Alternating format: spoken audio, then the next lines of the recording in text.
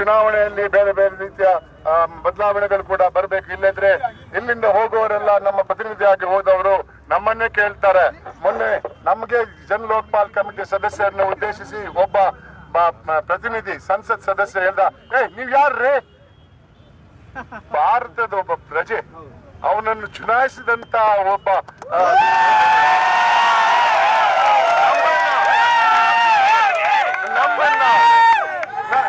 ಪ್ರಜೆಗಳನ್ನ ಸಂತೋಷ ಇರಲ್ಲ, ಪ್ರಜೆಗಳನ್ನ ಯಾರ್ರೀ ನೀವಂತಾರೆ? ಚುನಾವಣೆಗೆ ನಿಲ್ಲದವರು, ಚುನಾವಣೆಯನ್ನು ಗೆಲ್ಲದವರು, ನೀವ್ ಯಾರ್ರೀ ನಮ್ ಸಂಸದರಿಗೆ ಮಾತಾಡುವವರು? ಎಂತ ದುರಂಕಾರ! ಪ್ರಜಾಪ್ರಭುತ್ವದ ಅರ್ಥ ಏನಾಗಿದೆ?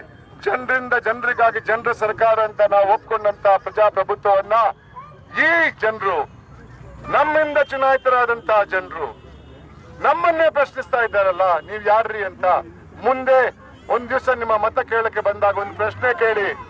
ಆ ಪ್ರಶ್ನೆ ಏನಂದ್ರೆ, ನಾನ್ ಯಾರಂತ ಗೊತ್ತೇನಪ್ಪ ಅಂತ ಕೇಳಿ.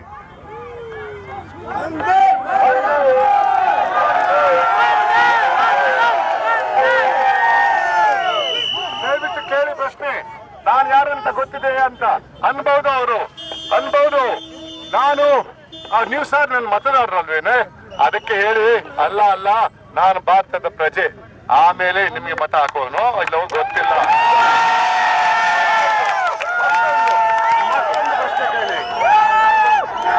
ಮತ್ತೊಂದು ಪ್ರಶ್ನೆ ಕೇಳಿ, ನೀವು ಯಾರಂತ ಕೇಳಿ, ನೀವು ಯಾರಂತ ಕೇಳಿ ಪ್ರಶ್ನೆ.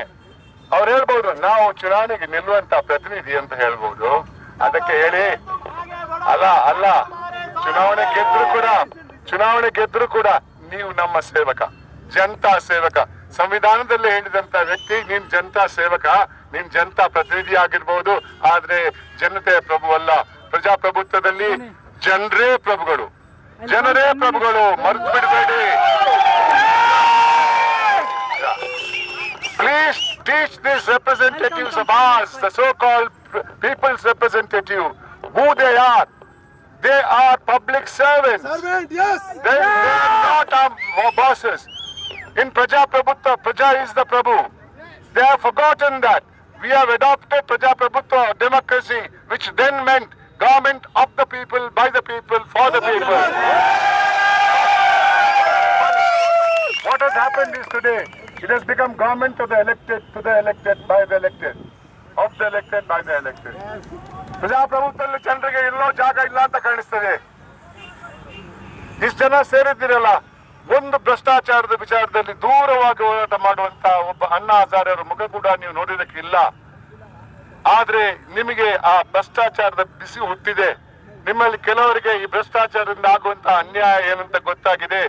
ಇದಕ್ಕಾಗಿ ನೀವು ಅಣ್ಣಾ ಹಜಾರೆ ಜೊತೆ ಸೇರ್ಕೊಂಡಿದ್ದೀರಾ. ದಯವಿಟ್ಟು ಇಲ್ಲಿ ಅವ್ರ ಜೊತೆ ಇರಿ, ಈ ಹೋರಾಟ ಮುಗಿಯುವವರೆಗೆ ಇರಿ. ಜಾಸ್ತಿ ದಿನ ಹೋಗಕ್ಕಿಲ್ಲ ಅಂತ ಕಾಣಿಸ್ತದೆ.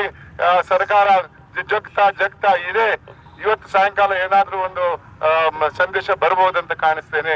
ಒಳ್ಳೆ ಸಂದೇಶ ಬರ್ಬೇಕು, ಅದನ್ನೆಲ್ಲ ನಾವು ಒಪ್ಪುವಂತ ಸಂದೇಶ ಬರ್ಬೇಕು. ಬರ್ದೇ ಹೋದ್ರೆ ಅದು ಬರುವವರೆಗೆ ನಾವು ಸುಮ್ಮಿಗೆ ಇರುವುದಿಲ್ಲ.